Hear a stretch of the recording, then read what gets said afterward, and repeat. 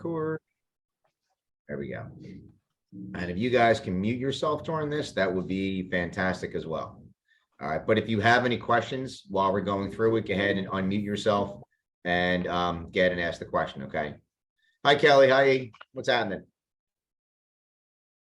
All right. Sharing my screen.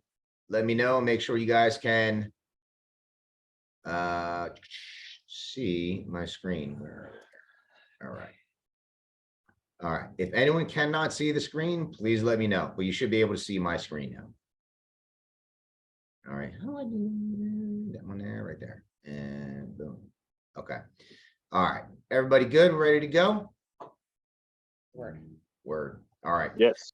All right. So here's what we're doing today, guys. Talking about E&O. All right. It's something that not enough people know about, that not enough people take time to really sit down and understand what E&O is about, why it's there, why it is absolutely necessary, okay, and what's involved with it, in addition to lawsuits and litigation and how that all works. It's an imperative part of the business that we all understand. So I can tell you that you are not allowed to open a real estate brokerage without an E&O policy. So I have to have an E&O policy. Every brokerage has to have a policy. The choices of the brokerage to charge for it, what they charge for it, not charging for it, anything like that is up to the brokerage and based on the business and based on the liability that there is and the exposure that there is for the business that's being conducted. Okay. So with the E&O, when you look at what hi everyone, there's other people that jumped on. So does errors and omissions, okay? That policy is there to protect us and insulate us that if something happens to the transaction that goes south and a lawsuit is filed, that policy is there to kick in so that suit can be defended. All right. The way that it works is that we pay the insurance company the same way that anyone pays insurance, whether it be homeowners insurance, auto insurance, medical insurance. And then if something happens, we get served with a lawsuit. If someone gets sued, we contact the insurance company, and then the insurance company contacts the attorneys that they work with, and the attorney defends that case. You as an agent cannot go out and get your own attorney for the case. It is the attorneys for the insurance company that will defend this case. Okay. If any of this, guys, does not make sense or any questions, again, stop me. But I pulled our E&O policy, and I want to review a couple things with the E&O policy, because you have to understand what's included in the E&O policy and what's not included, what will be defended and what will be excluded from any kind of claim that there is, because it is so important that we maintain proper documentation for everything. And this is why what Sarah does is so important for you guys as being your last line of defense. It's frustrating sometimes. It's frustrating all the time when Sarah asks for documents and people don't get back to her, or they ignore the emails, or they ignore the text from her, because this is to protect you as a business owner. One of the biggest things that we talk about and we teach here at Prime is you guys being individual business owners. You are. In being an individual business owner, an independent contractor, you have to maintain records for yourself, for your business. It's very nice and easy to say that, okay, cool, I'm not going to pay E&O, or I'll pay X amount for E&O, and when a lawsuit happens, cool, the E&O is there and the brokerage takes care of it. Not how it works. And it's not the attitude that anyone should have as far as being a business owner. Sarah is your last line of defense to make sure that you are protected and the brokerage is protected. And that is making sure that all documentation is in your loop and is there that the state requires and that we require as a brokerage as well. And we're going to go through this E&O policy so you can see some of the documents and why it's important to have it in there. And anytime she asks for something to be done, and look, we're pretty liberal here, that there's plenty of other companies that are out there that will not pay you your commission until you complete your file. I don't believe in that here. We don't believe in that. I want everyone getting paid fast. That's why everyone is paid the next business day. I don't want to get into a situation where payments being withheld until your file is complete. A big part of Sarah's job is that compliance, and we have to comply with Sarah to make sure that everything is there, because she is there to protect you if you are not protecting yourself, if you are not protecting your business. So please make sure that anytime Sarah contacts you about a document that's missing from your loop, it is being done to protect you and not to be a pain in the ass to you. Okay. You're being a pain in the ass to her if you don't get back to her and if you don't put the docs in the loop. Okay. So flip that script a little bit, guys. All right. So let's talk about the policy for a little bit. I have some things highlighted in the policy I want to go through. Your policy requires that immediate written notice be given to an insurance company as soon as possible after receiving notification of a claim or potential incident. That is so important, guys, that if you ever get served documentation about a lawsuit, about litigation that there is, you have to turn that in right away. If that is not turned in right away to the insurance company, they can come through and say, we're going to deny that claim and not pay any claim and not defend the case. Okay. Ask me how I know.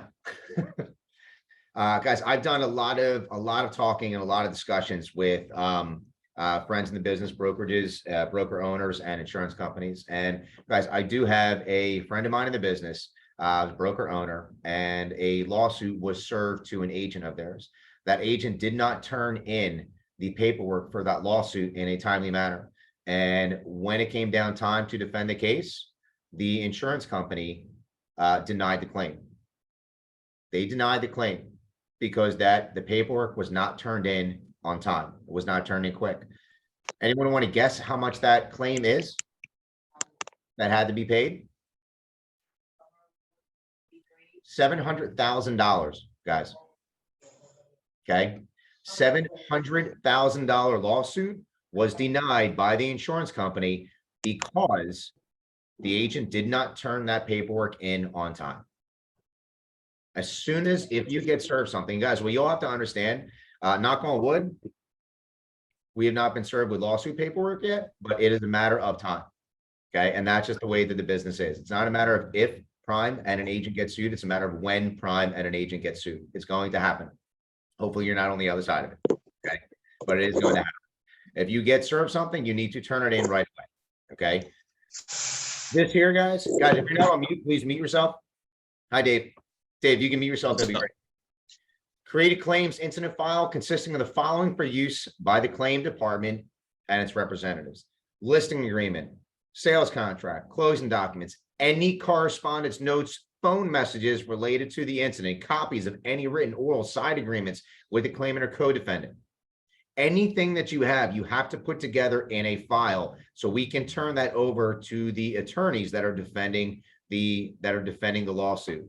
And I'm telling you, text messages that you have to have text messages. Save those texts. If you're in a transaction, save the text that you have with the agent. If you want to delete all your texts after, fine, but take those texts, print them out, and save them in the loop. Any email communications that you have, print them out, save them in the loop. This is why we have .loop, guys. So that loop and that file will live on forever past the closing of the transaction. Anything that you have, get it in there. Okay. Text messages. Yes, they can be validated and they will hold up in a court. Ask me how I know that. Because I got sued and a text message is what saved us. Okay. It was a text that saved us. We were being sued for fraud. We did nothing that was fraudulent whatsoever. But because anybody can sue anybody for any reason and name everyone to the lawsuit, still got named in a lawsuit, text message that was conveyed to the other agent is what saved us. Now, it was not our client that sued us. It was the client on the other side of the transaction, but everyone gets named in it. And because we had and saved that text message, that's what saved us. Okay. That's what absolutely saved us. And that suit got settled. And I'll explain that a little bit as far as settlements and how they work. But that if we didn't have a copy of that text, it could have been bad. So save text. All parties involved with the claim incident should prepare a chronological history of their participation, their understanding of the activities surrounding the claim and incident. This is not a time to be short in your communication. This is when you need to dive in depth into exactly what happened, be descriptive, be very precise. Okay. Do not discuss the matter with anyone other than the representatives of your insurer. Do not talk about it. Do not go onto social media and talk about it. Don't say a word about it. Talk to me. We talk to the attorneys. We talk to the insurance company. That's it. Don't speak to anyone else, because if you're speaking to anyone else or things get found on Facebook, it will be used against you in a court. Here's a specific example of this one. And to my wife out there, who's probably not watching this video, and this will live on forever. My wife just went to court last week for not going to jury duty. And the judge pulled out a Facebook post from a year and a half ago and saw that she talked about not going and serving jury duty. So Facebook posts can be used against you in a court of law. Said, Mrs. Ricci, what happened? Why did you not go to jury duty? I didn't get it in the mail. Mrs. Ricci, do you post on Facebook? Oh, no, we're screwed. So that's what happened. Great. That's what happened. So she now has to go serve jury duty in May. So social media lives on forever and will absolutely be used against you guys. Okay. This is why I talk to everyone. You have to be careful on what you post on social media because it stays there forever. All right. Do not produce any of your records relative to the incident for inspection without clearance and or approval from the insurer. Turn everything over. The insurance company will retain appropriate counsel and will communicate with the named insurer for all information regarding the claimant incident. Again, you guys can't go out and get your own attorney. It's an attorney appointed by the insurance company. Okay. Any questions on that, guys? Okay. Moving on to the next page. All right. I want to talk about some of the endorsements here. Okay. Real estate professionals, professional errors and omissions policy. The reason I have this endorsement in here, because what I have highlighted as far as exclusions, what is excluded and what will be denied as far as a claim. This right here, I highlighted this one, Telephone Consumer Protection Act or CAN-SPAM Act of 2003, or other law or act governing or related to any actual or alleged unsolicited communications to actual or potential customers or any other third party. If you guys are cold calling using a dialer, something like that, and you get sued for that, E&O does not cover that, and that claim will be denied. Okay. I'm telling you that when people use these robo dialers and these auto dialers like Mojo and things like that, there have been massive 7 and 8 figure lawsuits levied to people. I think it was who's the cruise line, Royal Caribbean, I think it is. They got popped with about $10 million fine from robo dialing. Okay. If you have someone complain against you, yeah, don't think that E&O is going to kick in and protect you on that. It's not. That's going to be all on your own to do that. So that is excluded from your E&O policy. Okay. So now, Mark, are you talking about if like the person says they don't want to be contacted and we continue to contact them, or just in general? If they don't want, if you're talking to someone, they don't want to be contacted, fine, remove them from your list. But there are times there people are pulling lists and from different services. Those lists should be scrubbed from the do not call list.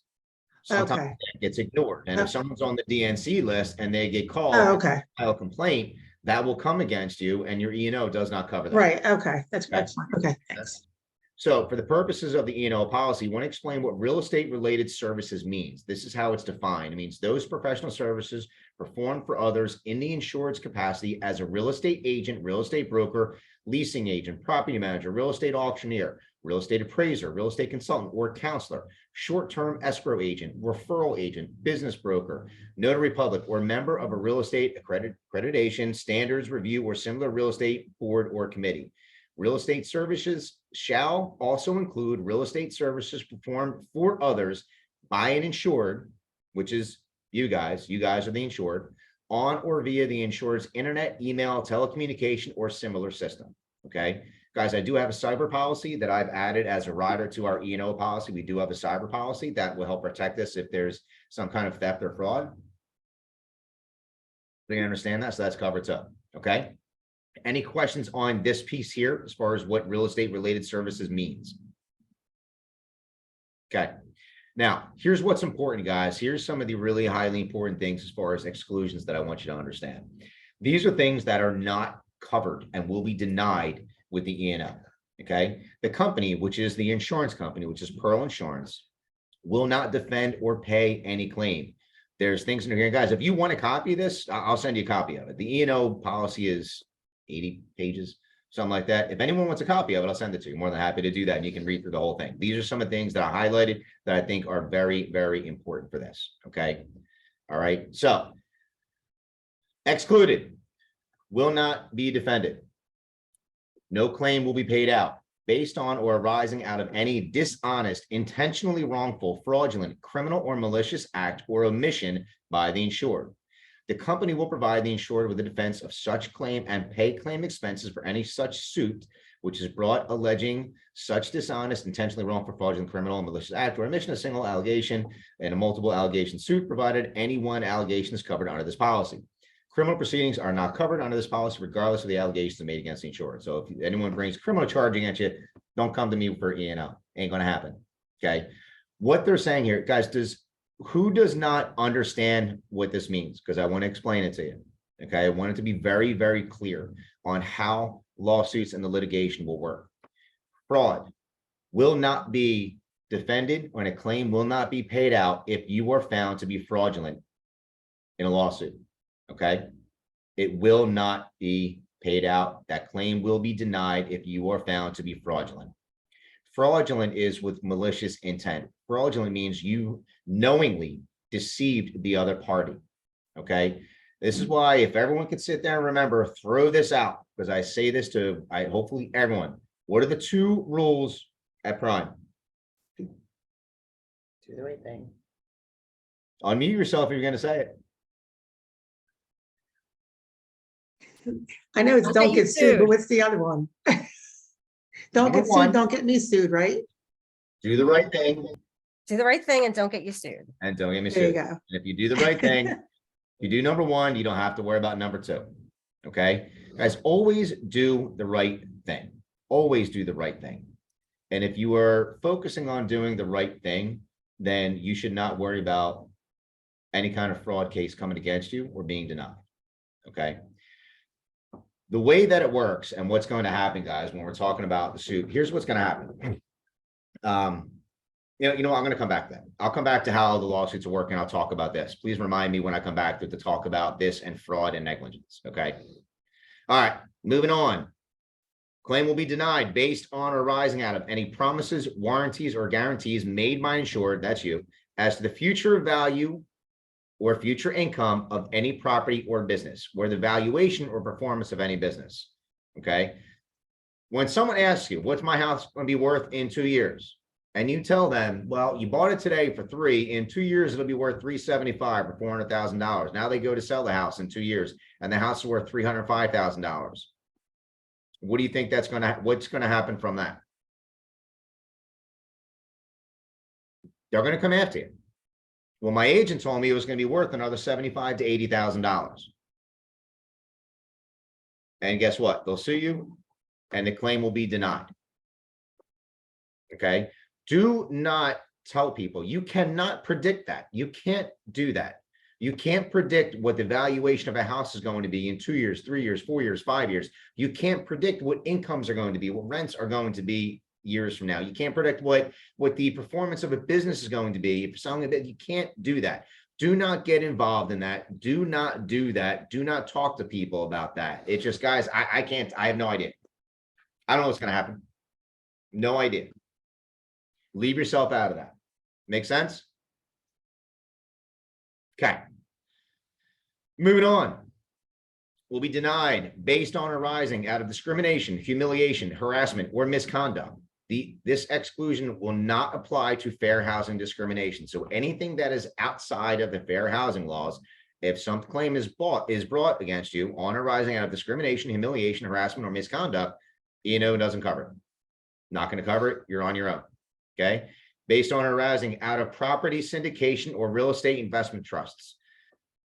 If someone does not know what this is, please speak up now.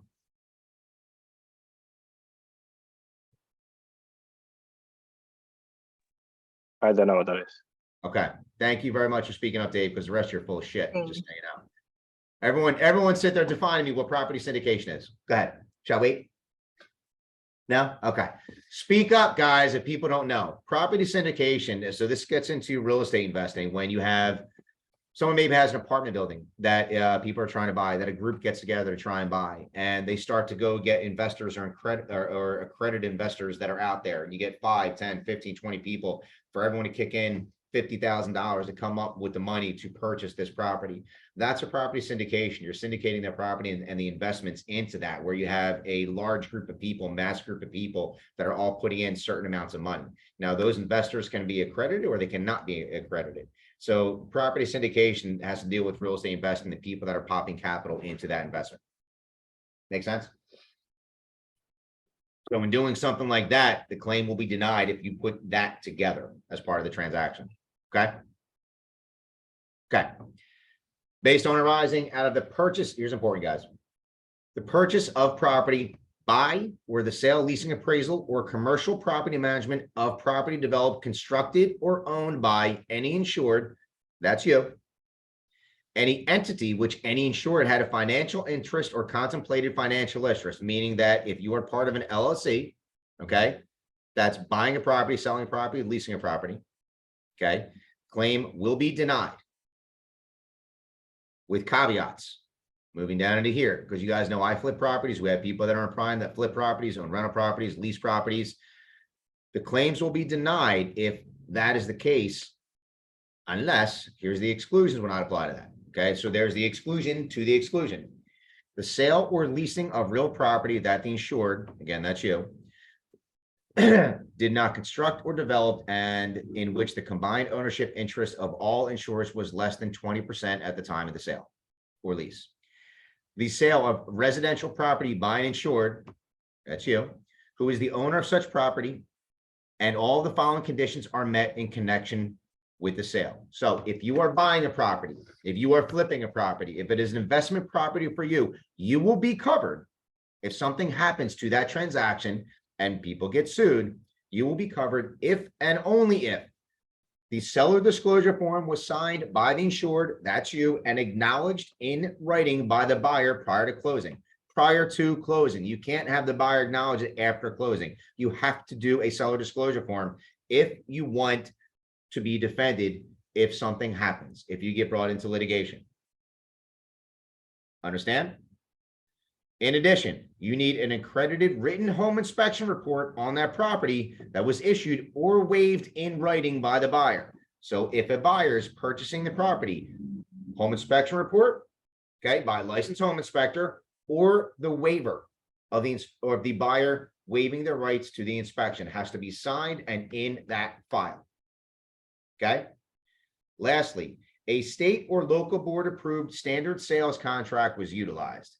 So if you are writing the contract on a napkin or a wholesale contract, guys, I've done wholesale deals, okay? And I'll be honest with you, reading through this, I was definitely exposed on properties that I bought because I didn't do all this, because I didn't sit there and take the time to read the 80 pages of my E&O policy. And that's my fault. That's my bad. Okay. So, the last one that I flipped and sold, I did all this. So I would definitely be covered, but there's definitely a couple that I did not do the seller disclosure. Okay. So you have to have all three of these. If you're buying a property yourself, flipping a property, buying it for rental, whatever it is, if all these three conditions are met, then you're okay. You're covered under the E&O policy. If these three conditions are not met, the claim will be denied. Okay. Questions on that, guys?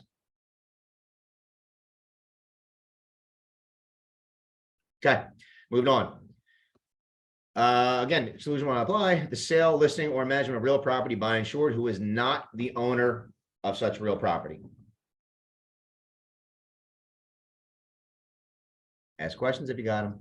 Now I'm going to move on because I got to talk about. Okay. Assistance and cooperation. The insured will not, except at the insured's own cost, voluntarily make any payment, assume or admit any liability, or incur any expense without the written consent of the company. So no, you cannot sit there and slide an envelope of cash to someone off the record to make the suit go away. It ain't going to work that way. That happens, the case will be denied. Okay, the claim will be denied. And I'm telling you that as this is taking a year and 2 years to try and work something out your own, it's not going to fly because the year or 2 years of legal defense is going to be denied. The cost of that will be denied. Okay. All right. I think that was it. All right. So that's covering some of the important parts of the E&O policy. I want to go back and address a couple things. Let me go back to this. Yes. Okay. Guys, any questions so far on any of this? Yeah, what is a deductible? What's that? Deductible, if there's a claim. So the deductible is in your independent contract agreement. That's my answer to you. Thank you. I mean, he's just like, F you, man. Guys, your deductible is $1,000. Okay. The deductible is $1,000 and you will pay your deductible. Okay. For the E&O. All right, so here's what I want to talk about and how things change. Okay, our E&O cost has skyrocketed over the last few years because of the volume of business that we do and the growth that we've had. E&O is not based on agent count at all. E&O is based on the number of transactions that are being done and the commissions that are coming in and being paid out. That's how the insurance company arrives at what the premium is going to be. So it has zero to do with the agent count. It's all about production, sales transactions, leasing transactions being concluded, and commissions coming in and being paid out. The higher those go, the higher the premium will be. Okay. Going back to the lawsuits, guys, again, it's a matter, it's really is a matter of when we get sued, because it's going to happen, because everyone's so batshit crazy lawsuit happy these days. It's going to happen. There's no question about it. And here's what happens when lawsuit gets filed. We take it, we submit it to the insurance company, they get their attorneys that defend it. And 9 out of 10 times, guys, it's probably going to be settled, because the cost of the litigation is so extensive. Whether if something was done right or wrong, it's not going to matter. The insurance company at some certain point is going to sit there and say that, look, it makes more sense cost-wise to settle this case. We're going to pay and offer X amount of dollars out to the other party, the plaintiff. Okay. So as being the defendant in the case, the insurance company, after a certain period of time, will then contact the attorneys and say, we authorize you to settle this case for up to X amount of dollars. The attorney is then the defendant's attorney is now going to go to the plaintiff's attorney and saying, hey, let's come up with a settlement. And if the insurance company authorizes up to $25,000, the attorney is going to go say, we'll settle it for 15 grand and try and get it resolved down to that. But that will be the objective. 9 out of 10 of these cases will be settled. And I got those numbers from Rob's dad, who was a attorney defending insurance company. So, I mean, that's coming from a guy who was an attorney for 35 years, that 90% of these cases are going to be settled. And that's just the nature of the world that we're in. Now, when you guys, you get into a car accident, right? You file a claim with your auto policy. What happens to your deductible after that? What happens to your premium after that? Goes up. Okay. Every lawsuit that is filed will increase the premium and increase the deductible, because the insurance companies weigh it out based on the risk assessment of the companies. So they would take a look at it and say that, well, they got sued, we had to settle this, so now their premium is going to go up. Okay. Now, in addition to premium, we're also going to increase the deductible. All right. I have a friend of mine that was a broker owner. By the time he got out of being a broker owner, volume-wise of business, we were pretty similar into what they did when they finished up as compared to where we are now. And it was for a large franchise that he owned several offices. By the time he got out, his annual premium was $100,000 a year. And the deductible, guys, was $15,000.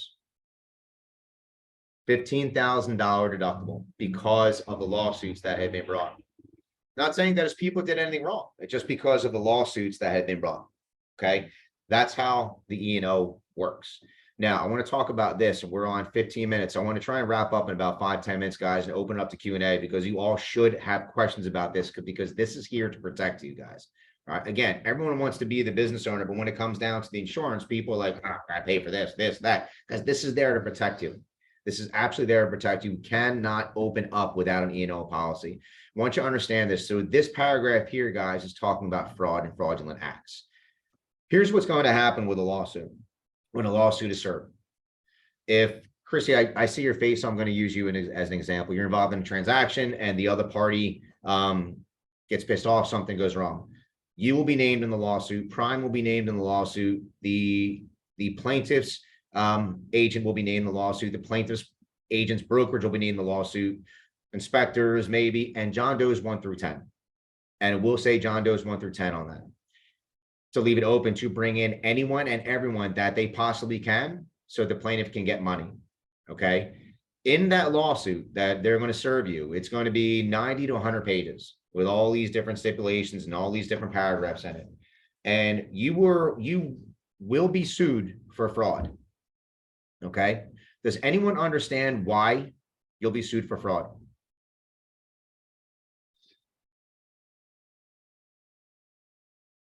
Do you know what the damages are when you're sued for fraud and convicted of fraud? Do you know what the damages are?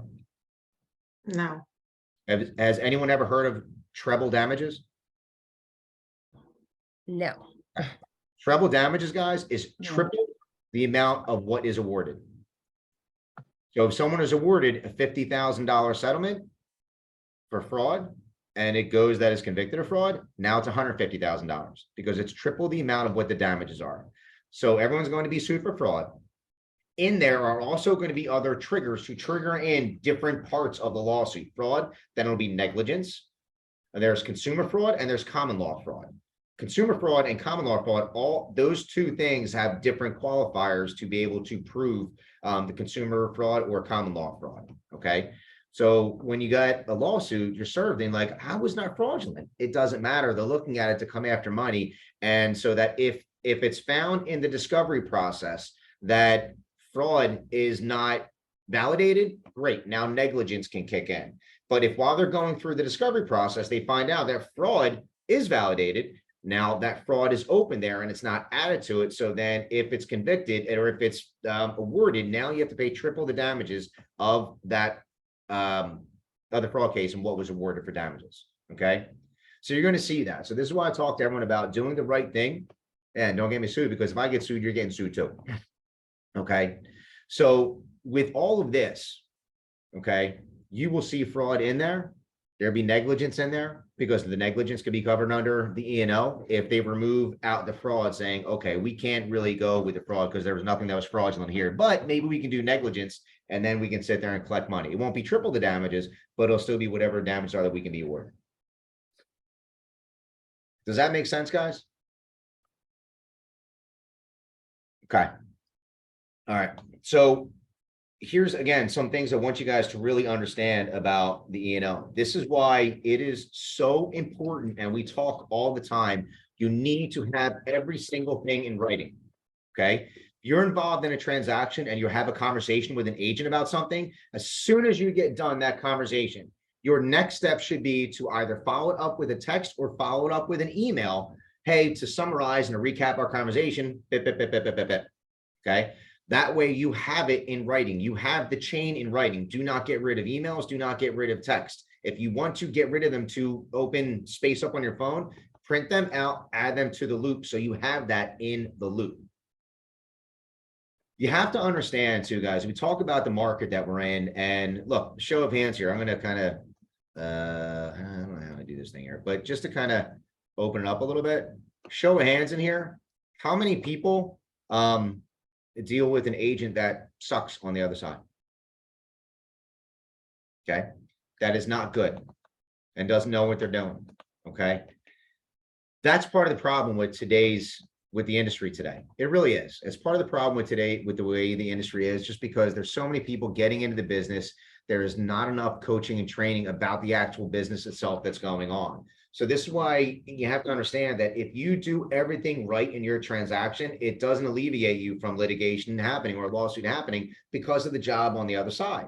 And that's why it's so important to document everything that you're doing so that if something does happen with the other side, you're still getting brought into it. You need to have the history of everything that happened in writing. Guys, if you talked about it, doesn't matter. Doesn't matter. It's only what is in writing. Okay. And what's going to happen is that there's going to be the discovery process where everyone puts together their story, where you put together all of your documentation about what happened, and that gets submitted to the attorneys. That's reviewed. And then after that, do you guys know what happens after that?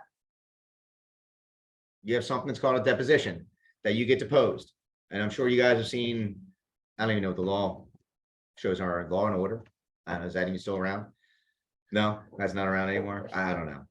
But those, so you have depositions, and that's where you get deposed. And I was speaking to Mr. Bune about this, and pretty much the purpose of the deposition is the other side wants to see if they can bury it or if they can't because of how you handle yourself. Dave, I'm not sure as far as being a police officer, if you've ever had to be deposed in anything, but they look at it, he's nodding his head, yes. Depositions can be very, very intimidating, guys. I've been predisposed. And I feel like I handled myself well, and we never got to the deposition after that. Because it's kind of like, all right, well, we can't make this guy crumble. But there are some people that don't do well under that pressure. And where if you're getting deposed, if they see that you're not going to handle under the pressure, they'll depose you and they'll bury you. And what happens in that deposition is going to stand, and it's going to go against you. You don't want to get to that point. The attorneys don't want things to get to that point. So that's where it may be settled. Now, all of that from the time you get served the paperwork for the lawsuit to where it maybe gets to its deposition, because that could be a year, it could be 2 years. No idea. It depends what's going on. Now, you have a lawsuit hanging over your head for a year, 2 years, 3 years. And then after the deposition, then you're going to have delays and delays and delays if it actually gets to court to where you have a trial in front of a judge or you have a trial in front of a jury. And it's the plaintiff's call if they want to have a jury trial or a judge trial. Okay. I'm not scared, guys, about getting sued. Like I said, I think it's a matter, I've been involved in it before because I've been in it for so long. It's a matter of when, so I know it's going to happen.